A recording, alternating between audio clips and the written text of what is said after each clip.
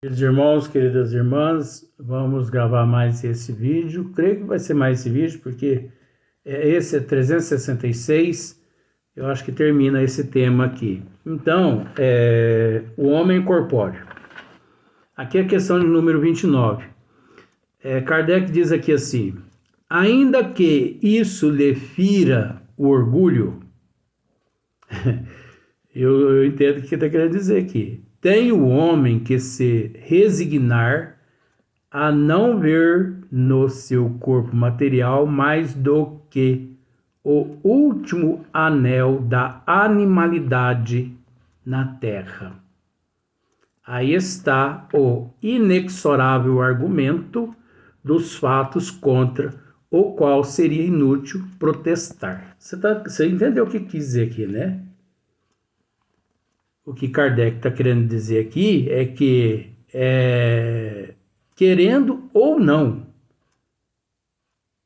o ser humano, o corpo humano, veio sim do último anel. Olha aqui, ó. Ainda que isso lhe fira o orgulho, que o quê?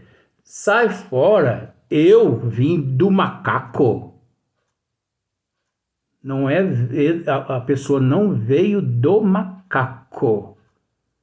É preciso dizer isso, a pessoa não é um macaco, a não ser que ele queira ser um macaco, ele continue sendo um macaco. Mas eu vou explicar de duas formas aqui, ó. Houve-se um momento, aqui mesmo está escrito aqui, ó. Olha só para você ver.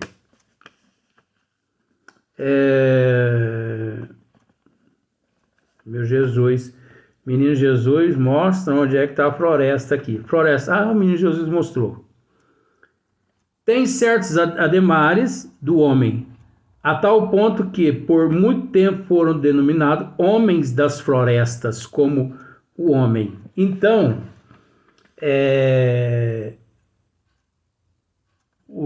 os macacos, eles têm esse último elo, né? Que é o elo que dá a providência divina, a condições para que a providência divina ali possam, através de cirurgias espirituais, inserir o princípio inteligente. Mas veja bem para você ver. Ainda que isso lhe fira o orgulho, eu vim de um macaco. De jeito nenhum. Tem um homem que se resignar a não ver no seu corpo material mais do que o último anel da animalidade na terra. Apenas o corpo orgânico. O corpo orgânico do macaco é que deu, vamos dizer assim, uma probabilidade condicional ao inserimento do princípio inteligente ali. Até que período, nós não sabemos. Quantos anos isso durou, nós não sabemos. Mas isso é coisa de 300 milhões de anos. É muito antigo. Isso não é coisa de pouco tempo, não. Então, mais do que o último anel da animalidade na Terra. Aí está o inexorável argumento dos fatos contra o qual seria inútil protestar. Então, é inútil protestar. No nível, aí eu já uso esse termo, no nível evolutivo que nós nos encontramos, é inútil protestar. Por causa do nosso nível evolutivo. Agora, que eu já estudei de outra forma no plano espiritual, Essa questão eu já estudei. Não sou melhor que ninguém, mas eu já estudei de uma outra forma, completamente diferente da forma como aqui está descrita. Mas vejamos bem, nós temos que respeitar Kardec. Nunca que você vai me ouvir dizendo isso, ó. Kardec errou, Kardec se equivocou, tá? O que eu estou dizendo para você aqui que está certo. De jeito nenhum. Eu fecho esse livro aqui, eu paro na hora com o esmiuçamento. De forma alguma. Eu tenho o meu ponto de vista, mas eu não exponho o meu ponto de vista, por mais que eu estudei de uma forma no plano espiritual, mas que não interfere em nada aqui, porque senão aqui eu podia dizer, Kardec se equivocou, tá super errado, não é desse jeito, para fazer prevalecer o meu ponto de vista. De jeito nenhum. O meu ponto de vista é que não interfere nas obras básicas. Sabe, entre Kardec e eu, você sabe quem está certo? Kardec. Porque a doutrina dos espíritos são desígnios das leis do Criador, codificada por Allan Kardec, de acordo com o nível da humanidade toda aqui na Terra. Agora, é preciso entender que existe a desigualdade evolutiva. Agora, não é pelo fato da desigualdade evolutiva que uns que sabem que têm um pouquinho mais de conhecimento que outros queira fazer prevalecer o conhecimento que tem sobre os outros. Isso é falta de humildade, né? Não é? Então, por isso que eu não ajo dessa maneira. Eu fico na minha, você entendeu? Todavia, quanto mais o corpo diminui de valor aos seus olhos, tanto mais cresce de importância o princípio espiritual. Se o primeiro nivela ao bruto, o segundo o eleva a incomensurável altura. Vemos o limite extremo do animal. Não vemos o limite a que chegará o espírito do homem. Tá vendo só? Olha só, vemos o limite extremo do animal. Mas não vemos o limite a que chegará o espírito do homem. Então nós só conseguimos, devido à nossa ignorância, pensar da seguinte forma: eu vim do animal. Ninguém veio ninguém veio do macaco, gente. Ninguém veio do macaco. Luiz, mas Kardec está dizendo que veio. Não, Kardec não está dizendo que veio. Principiou, usou, passou-se pelo último elo da animalidade. Passamos por ali. Foi preciso passar, é como se fosse uma ponte que interliga um rio de um lado ao outro. Você olha à sua frente, você vê um rio 500 metros de largura. E você fica sabendo que essa ponte que está à sua frente é a única ponte que existe nesse rio. Se você for para o lado direito, você não vai conseguir passar o rio, né? Para o lado esquerdo também você não vai conseguir atravessar o rio, porque você não vai encontrar outra ponte. Aí o que acontece? Se a ponte encontra-se à tua frente, é porque a ponte, ela é constituída. Vejamos agora aí como que a gente tenta explicar para as pessoas. Se você tem à sua frente uma ponte, e se você sabe que aquela ponte, ela te dá todas as condições para que você possa transpor esse obstáculo, que é a travessia de um lado para o outro, é preciso entender que aquela ponte, ela é detentora de todos os elementos os quais você necessita para transpor aquele obstáculo. Mas uma vez que você transpõe aquele obstáculo, você consegue entender que você não é a ponte. Você consegue entender que você não é ponte. Você consegue entender que você continua sendo o princípio inteligente.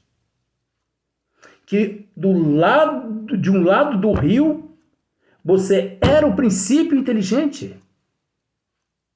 Só que você necessitava, para o teu percurso evolutivo, você necessitava de um meio de transporte para transpor aquele obstáculo. O que era ali para você o obstáculo? O rio. O rio intransponível.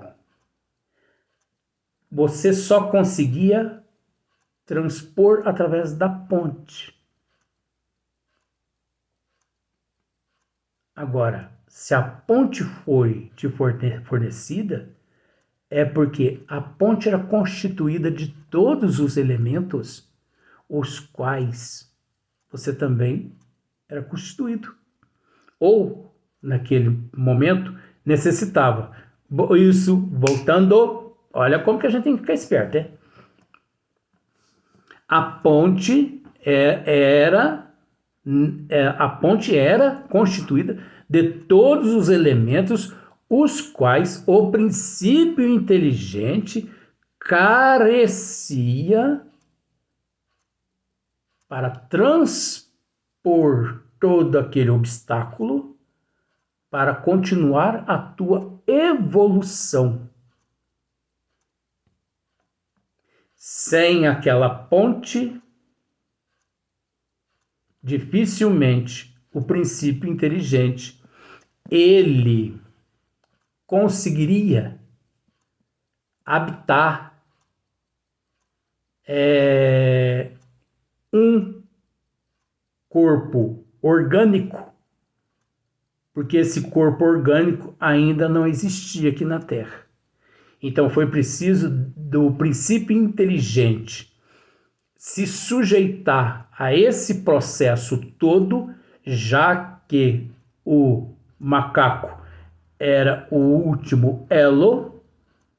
Ali, o princípio inteligente, que não é matéria orgânica e também não é matéria inorgânica, esse matéria diferenciada, mas para poder evoluir, a matéria diferenciada, necessitando-se da matéria orgânica, ela teve que se sujeitar, graças aos desígnios de Deus e graças ao elo que unia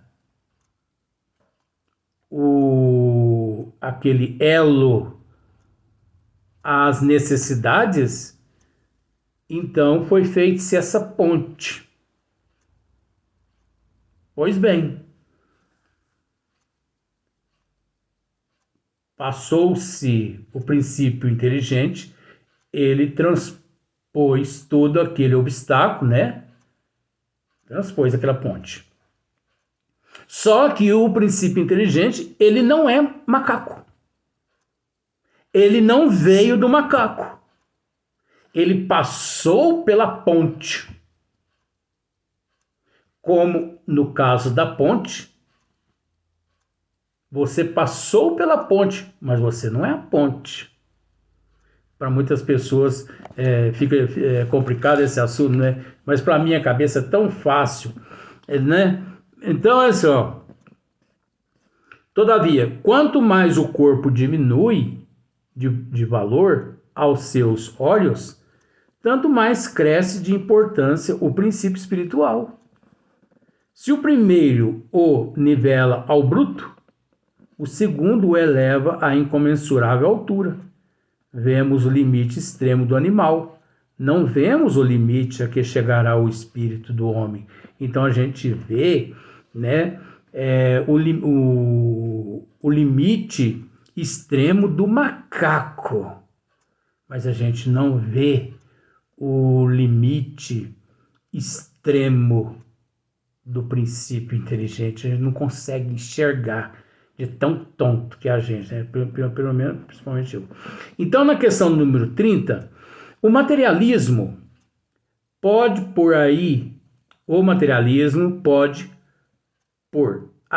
ver que o espiritismo, longe de temer as descobertas da ciência e o seu positivismo, lhe vai ao encontro e os provoca, por possuir a certeza de que o princípio espiritual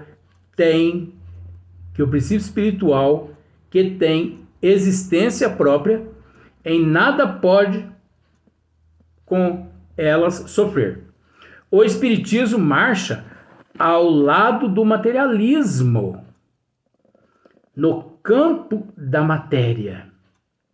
Admite tudo que o segundo admite, mas avança para além do ponto onde este último para. Quer dizer, o espiritismo ele não se detém onde o ignorante se detém. O espiritismo e o materialismo são como dois viajantes que caminham juntos, partindo de um mesmo ponto. Chegados a certa distância, diz um: não posso ir mais longe. O outro prossegue e descobre um novo mundo. Por quê? Então, há de o primeiro dizer que o segundo é louco? Você já ouviu citado, né? Somente porque, entrevendo novos horizontes, se decide a transpor os limites onde o outro convém deter-se? Também Cristóvão Colombo não foi taxado de louco porque acreditava na existência de um mundo para lá do oceano? Quantos a história não conta desses loucos sublimes que hão feito que a humanidade avançasse e aos quais se tecem coroas depois de se lhes haver atirado lama? É o caso de Galileu Galilei. O que eles fizeram com Galileu Galilei? Julgaram, acabaram com a vida de Galileu Galilei. Mas hoje, todos os cientistas e todos os astrônomos, a astronomia, se curva aos pés de Galileu. Porque tudo que ele disse, até hoje, ninguém conseguiu derrubar, vamos dizer assim. Por quê? É desígnio de Deus. E assim, por exemplo, Joana d'Arc, abreviando a história, o próprio catolicismo não teve que usar dessa forma para poder agradar a humanidade. O próprio catolicismo, eu não sei se você sabe dessa, o próprio catolicismo, para agradar a humanidade, para que a humanidade não se voltasse contra o catolicismo teve que canonizar Joana d'Arc, teve que transformá-la numa santa. E você sabia que quem matou Joana d'Arc foi o próprio catolicismo, né? Você não sabia? Estuda a história de Joana d'Arc. Quando eles a tinham como uma herege, uma bruxa, uma feiticeira, e eles levaram ela a um madeiro, untaram ela de óleo, pedir para ela abjurar, ela disse que não ia abjurar, e eles botaram fogo no pé daquelas lenhas tudo ali, e queimou o corpo dela inteirinho como se ela fosse uma bruxa. O catolicismo que fez isso. Mas por que depois eles voltaram atrás? Depois de algum tempo, eles voltaram atrás ao ponto de canonizá-la. Para que o povo não se revoltasse contra eles. Olha só para você ver que falsidade. Então, hoje, Santa Joana d'Arc. Mas antes, era a bruxa Joana d'Arc. Era a feiticeira Joana d'Arc. Aquela que endemoniada. Aquela que falava com o demônio, que conversava com o demônio. Os bispos e o papa da época a tratavam dessa forma. Os reis de França, na época, um rei de França, na época, lá na região dela, a tinha como louca. Ela foi presa como louca. Louca porque ela dizia ver espírito. Ela louca porque ela dizia ouvir espírito. Eu penso comigo, se eu fosse daquela época, acho que o meu destino já tinha sido traçado já. Porque um dia uma psicóloga perguntou para mim assim: Luiz Antônio, o senhor ouve vozes? Não. Eu converso com os espíritos. Eu os vejo. Então eu não ouço voz, não, doutora.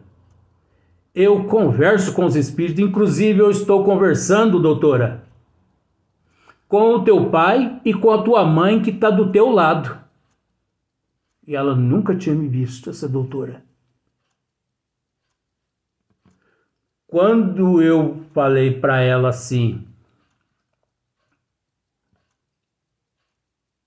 inclusive eu estou conversando com o teu pai e a tua mãe que está do teu lado, um lado esquerdo e um lado direito. E eles estão me dizendo como eles deixaram o corpo físico. A senhora quer que eu narre para a senhora como que eles desencarnaram? Ela perguntou para mim assim, para me testar. Como que chama meu pai? Como chamava meu pai? Por exemplo, esse é o nome agora. Eu estou inventando um nome, né, gente? Eu não sou besta que é isso? Um respeito. Por exemplo, Benedito Antônio da Silva. Ela já começou a chorar. Como chamar minha mãe? Terezinha Alves da Silva. Aí ela pôs a cabeça assim na mesa assim, chorou, mas chorou igual criança. Porque uma que ela não era daqui de São Sebastião do Paraíso. Ela era da cidade de Alfenas. Eu nunca tinha visto essa doutora na minha vida. Ela tinha que fazer o papel dela, né, de psicóloga, né? Mas psicóloga tudo louco. Nessa hora ela encontrou um que não abjurou, que falou a verdade na cara dela. Agora eu queria fazer uma pergunta para o senhor. Ela falou para mim, foi, pode fazer. O senhor podia me narrar como que o meu pai e minha mãe morreram? E eu narrei 100%.